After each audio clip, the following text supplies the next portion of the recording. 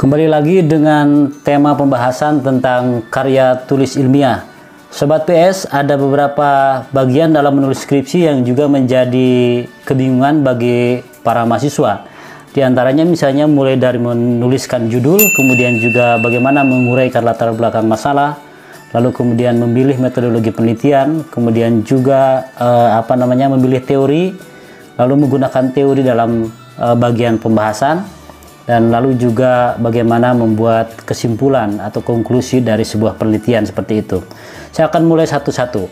Yang pertama adalah membuat judul. Nah, dalam judul sebenarnya ada yang perlu diperhatikan adalah memilih diksi atau memilih kata yang digunakan dalam judul seperti itu. Nah, umumnya dalam menulis karya tulis ilmiah, diksi yang digunakan adalah kata atau kalimat yang nanti menjadi representasi atau menjadi cerminan dari tema yang ditulis oleh sobat semua. Isu yang ingin disampaikan itu harus sebisa mungkin ditampilkan dalam pilihan diksi atau pilihan kata yang ada dalam judul. Kemudian judul juga harus menggunakan kata atau kalimat yang jelas, yang tidak menimbulkan penafsiran yang berbeda-beda. Jangan memilih ungkapan atau kalimat atau kata yang cenderung berbunga-bunga gitu ya. Ketika membaca judul seperti itu, kita akan mendapat para pembaca nanti akan menafsirkan secara berbeda.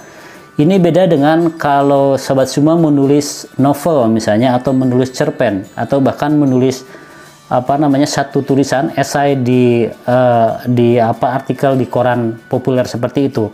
Itu biasa menggunakan kata-kata yang mungkin sedikit berbunga-bunga sehingga membuat pembaca bertanya-tanya. Tetapi dalam menulis karya tulis ilmiah termasuk skripsi, gunakan diksi kata yang jelas, singkat dan jelas maknanya. Termasuk juga penggunaan istilah-istilah. Diupayakan istilah tersebut adalah istilah yang sudah dipahami secara umum. Kecuali kalau ada istilah yang asing, diberikan penjelasan di bagian tertentu sehingga istilah tersebut tidak menimbulkan kontroversi. Nah, selanjutnya yang juga penting saya menjelaskan adalah mengenai latar belakang masalah. Ini juga seringkali jadi ada kekeliruan ketika menguraikan latar belakang masalah dalam skripsi yang dibuat oleh para mahasiswa. Nah, latar belakang masalah ini umumnya adalah menjelaskan apa yang menjadi ketertarikan para peneliti pada objek yang diteliti. Misalnya sobat semua membuat sebuah penelitian tentang fenomena praktek ibadah pada masa pandemi misalnya. Itu adalah satu ketertarikan yang dipilih oleh sobat semua ketika melakukan sebuah penelitian. Maka harus dijelaskan di latar belakang masalah itu kenapa misalnya memilih tema tersebut. Bisa jadi alasannya karena itu adalah satu fenomena yang baru dalam situasi yang sedang dirasakan sekarang, sehingga itu perlu diuraikan dalam latar belakang masalah. Jadi secara umum latar belakang masalah itu adalah menguraikan konteks besar, potret besar yang melatari kenapa topik itu yang dipilih gitu ya. Nah, konteksnya, latarnya itu bisa pertama berdasarkan kajian-kajian yang sudah ada, dan juga bisa berdasarkan pada pengalaman atau situasi di mana penelitian itu akan dilakukan. Jadi bisa jadi konteks pengertian yang dikutip dari buku-buku atau dari referensi-referensi yang sudah meneliti hal seperti itu, misalnya terkait dengan penelitian orang lain, teori yang digunakan, dan juga pada konteks yang di lapangan seperti itu. Itu dijadikan sebagai sebuah latar belakang potret di mana penelitian kita dipilih. Nah, baiknya memang ada beberapa style tulisan yang memulai dengan sebuah penjelasan yang secara umum dulu. Misalnya kalau penelitian tentang ritual keagamaan pada masa pandemi, maka sobat semua bisa memulai dengan konteks besarnya dulu yang umum tentang ritual keagamaan. Bisa juga bermula dari hal-hal yang bersifat kasuistik. Misalnya, ada kegiatan keagamaan sekarang yang dihentikan karena pandemi. Bisa mulai dari hal yang spesifik, kemudian meluas, nanti bisa sampai pada sebuah penjelasan yang menjadi penegasan bahwa latar belakang penelitian ini diambil karena berbagai hal gitu ya, disebutkan seperti itu. Itu ada di bagian latar belakang masalah. Nah, di situ di bagian latar belakang masalah, sobat semua bisa mengungkapkan baik dari referensi dari buku, dari penelitian yang lain, atau sekali lagi seperti yang saya sampaikan, bisa juga dari kasus-kasus yang terjadi sekarang gitu. Nah, di latar belakang juga nanti harus diberikan penjelasan tentang misalnya tentang menjelaskan topik apa yang diteliti dalam konteks dengan penelitian yang lain, kemudian juga masalah nanti yang ingin dikaji dalam penelitian seperti itu juga harus diungkapkan pada latar belakang masalah seperti itu. Lalu kemudian ada proses identifikasi juga dalam skripsi ini. Nah, identifikasi itu kalau saya menganalogikan seperti proses seorang dokter mendiagnosa seorang pasien gitu ya. Jadi mendiagnosa. Kalau misalnya sobat semua datang ke dokter, kemudian dokter mendiagnosa seluruh bagian tubuh dan kemudian menemukan berbagai penyakit yang ada dalam tubuh sobat semua. Oh, penyakitnya ada di kepala, kemudian tangannya kaku, kakinya juga kaku, kemudian perutnya kembuh dan lain-lain. Itu ada hasil diagnosa dokter terhadap pasien. Nah, sobat semua juga bisa melakukan diagnosa terhadap masalah yang diteliti, kemudian nanti menemukan berbagai macam masalah di situ. Lalu dari situ ada proses yang disebut sebagai pembatasan masalah. Nah, karena masalahnya banyak, sobat semua harus memilih satu di antara sekian banyak masalah yang akan nanti dijadikan fokus dalam riset tersebut. Satu penelitian itu meneliti satu masalah, menjawab satu masalah dengan sangat dalam. Itu jauh lebih baik dibanding kita menjawab banyak masalah tetapi hasilnya sangat dangkal. Karena itu sangat penting sekali kemudian membatasi satu permasalahan tertentu dalam sebuah pilihan rumusan masalah seperti itu. Nah, dari rumusan masalah kemudian nanti diturunkan menjadi pertanyaan penelitian. Jadi pertanyaan penelitian itu diturunkan dari proses diagnosa tadi, diagnosa masalah gitu ya. Nah, bunyi dari rumusan pertanyaan penelitian itu diungkapkan dengan kalimat tanya. Kalimat tanyanya bisa menggunakan kata apa, bagaimana, dan kenapa. Ini tentu saja bukan hanya persoalan pilihan atau diksi kata tanyanya, tapi juga termasuk pada nanti uraiannya. Kalau misalnya pertanyaan penelitian sobat semua dimulai dengan pertanyaan bagaimana, itu biasanya adalah arahnya pada mendeskripsikan saja. Bagaimana misalnya ritual keagamaan pada masa pandemi, maka penjelasannya ritual keagamaan pandemi dilakukan secara mengikuti protokol kesehatan. Itu penjelasan-penjelasan yang bersifat deskriptif. Tetapi kalau pertanyaannya menggunakan kata tanya kenapa, kenapa kegiatan keagamaan dilakukan secara domestik misalnya, maka itu adalah penjelasan yang bersifat eksplanatif, penjelasan yang bersifat analisis. Sobat semua harus memberikan bukan hanya deskripsi tetapi menjelaskan secara eksplanatorik kenapa satu peristiwa bisa demikian. Itu jika pada pertanyaan penelitiannya menggunakan memulai dengan sebuah pertanyaan kenapa gitu. Nah, lalu dari situ juga yang kemudian seringkali menjadi permasalahan yang dihadapi mahasiswa dalam melaksanakan atau menulis skripsi adalah terkait dengan kerangka berpikir. Nah, kerangka berpikir ini sebenarnya diambil dari teori yang akan digunakan oleh sobat semua.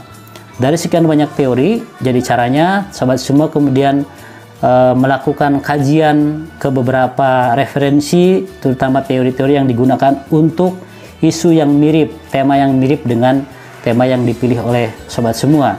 Misalnya tadi, kalau penelitiannya tentang ritual keagamaan pada masa pandemi, maka carilah teori-teori yang menjelaskan tentang ritual keagamaan secara umum dulu. Lalu kemudian dicari beberapa yang secara spesifik, kemudian menjelaskan konteks yang berdekatan dengan topik, dengan isu yang sobat pilih gitu ya. Nah, teori itu nanti akan menjadi kerangka bagaimana sobat semua melihat realitas yang akan diteliti. Jika misalnya dalam teori ritual menjelaskan bahwa ritual keagamaan dilaksanakan sebagai bentuk persembahan manusia pada Yang Maha Kuasa misalnya, itu berarti menjadi kerangka. Berarti uraiannya dari penjelasan teoritis, kemudian disusunlah kemudian bagaimana kerangka memahami fakta-fakta, memahami kenyataan-kenyataan yang ditemui di lapangan. Jadi kerangka pemikiran disusun berdasarkan teori yang dipelajari oleh sahabat semua. Nah, selanjutnya pada bab pembahasan ini juga adalah nanti isinya terdiri dari dua hal biasanya. Yang pertama ada hasil, yang kedua ada pembahasan. Ada result and discussion, biasanya seperti itu. Nah, result itu adalah mengumpulkan beberapa temuan, beberapa data-data, informasi-informasi yang diperlukan yang terkait dengan tema penelitian. Yang itu cara pengumpulan datanya dilakukan yang pertama tadi, misalnya dalam teknik pengumpulan data ada wawancara, ada observasi, ada juga studi dokumentasi atau kajian pustaka juga ada seperti itu menyebutnya. Nah, dari data-data tersebut yang dikumpulkan itu namanya riset hasilnya. Lalu kemudian data dan informasi yang dikumpulkan melalui 3 teknik pengumpulan data tadi dibaca menggunakan teori yang kita pilih. Misalnya, kalau sobat semua meneliti tentang contoh yang tadi saya gunakan lagi, tentang ritual keagamaan di masa pandemi misalnya. Berarti teori tentang ritual itu yang digunakan, dan kita kemudian ketika meneliti ke lapangan akan membaca atau menggunakan si teori tersebut sebagai sebuah perspektif, sebagai sebuah kacamata bagaimana menjelaskan realitas ritual pada masa pandemi, tetapi dengan teori yang sudah ada. Nah, kemungkinannya ketika menggunakan teori tadi, kemungkinannya adalah pertama bahwa teori tersebut akan mengafirmasi, ada proses yang dilakukan oleh teman-teman nanti di lapangan ketika penelitian akan mengafirmasi teori. Oh, ternyata penjelasan di level teoritis itu sama dengan realitas yang ditemui oleh teman-teman semua.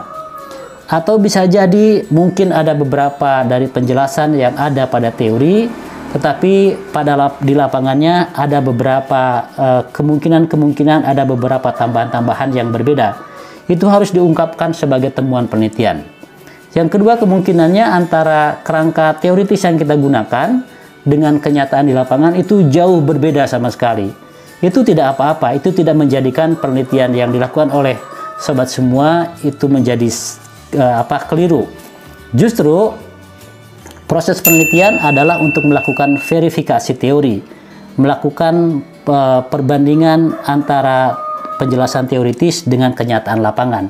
Bisa jadi teori yang ditemui oleh sobat semua di literatur-literatur atau buku-buku tersebut tentang ritual keagamaan misalnya tidak lagi relevan digunakan dalam konteks sekarang, sehingga nanti temuan di lapangan tadi bisa menjadikan kritik evaluasi pada teori yang sudah ada. Itu kan satu hal yang luar biasa, temuan terhadap kritik terhadap teori yang sudah ada. Nah, yang ketiga bisa jadi juga adalah proses dalam pembahasan tadi ketika membaca hasil dan temuan-temuan di lapangan menggunakan kerangka teori itu sama sekali tidak bisa dipakai, bahkan mungkin sudah harus dekonstruksi gitu ya, dirubah sama sekali. Misalnya kalau berbicara tentang, saya ambil tema yang lain deh, misalnya tentang perilaku tentang interaksi sosial misalnya di kalangan milenial, misalnya seperti itu. Kalau dulu yang namanya teori interaksi sosial dalam literatur yang lama itu pastinya adalah menggunakan kontak yang bersifat fisik, direct, langsung ya. Itu definisi umumnya. Sekarang mungkin akan menemui berbagai bentuk interaksi sosial yang tidak dilakukan dengan kontak langsung, kontak fisik. Maka bahkan sekarang jauh lebih dianjurkan melakukan interaksi sosial secara virtual, secara online. Nah, dengan demikian, teori yang dipilih oleh sahabat semua untuk meneliti tentang interaksi sosial di kalangan milenial itu sudah tidak lagi relevan teorinya. Nah, itulah yang saya maksud sebagai bagaimana kita menggunakan satu teori untuk membahas satu persoalan yang ditemui di lapangan. Jadi ibaratnya teori itu adalah kacamata, kemudian kita turun ke lapangan dan melihat realitas sosial dengan perspektif yang kita gunakan. Bisa jadi pas, bisa jadi kita mengkritik, bisa jadi kita menambahkan pada teori yang baru seperti itu. Dari situ lalu kemudian pembahasan itu disimpulkan oleh sobat semua menjadi sebuah konklusi atau menjadi sebuah kesimpulan, yang kesimpulan tadi menjawab pertanyaan-pertanyaan yang ada pada pertanyaan penelitian, atau juga menjawab research problem secara keseluruhan, atau juga bisa dibuat untuk menyimpulkan sesuai dengan pertanyaan penelitian. Kalau pertanyaan penelitiannya misalnya ada 3, maka buatlah kesimpulan juga 3.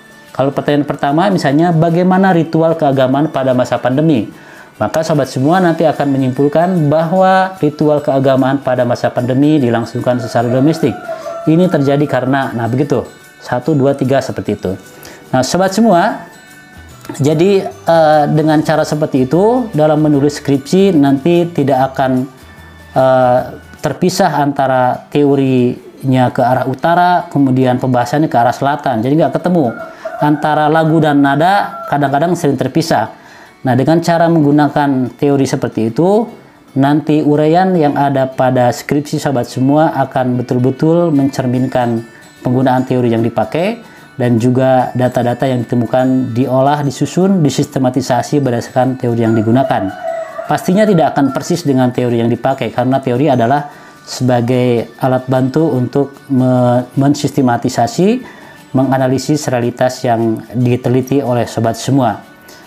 Begitu kira-kira sobat semua, mudah-mudahan nanti bisa membantu untuk menyelesaikan skripsi. Dan sekali lagi seperti yang saya sampaikan di tayangan sebelumnya, bahwa skripsi yang baik adalah skripsi yang selesai. Maka kerjakanlah setidaknya dengan panduan-panduan yang sudah saya bahas di tayangan kali ini. Kalau ada pertanyaan, sampaikan pada kolom komen, dan jangan lupa untuk men-share sebanyak-banyaknya video ini, dan pastikan sahabat semua stay tune dengan channel ini dengan cara subscribe. Sampai jumpa.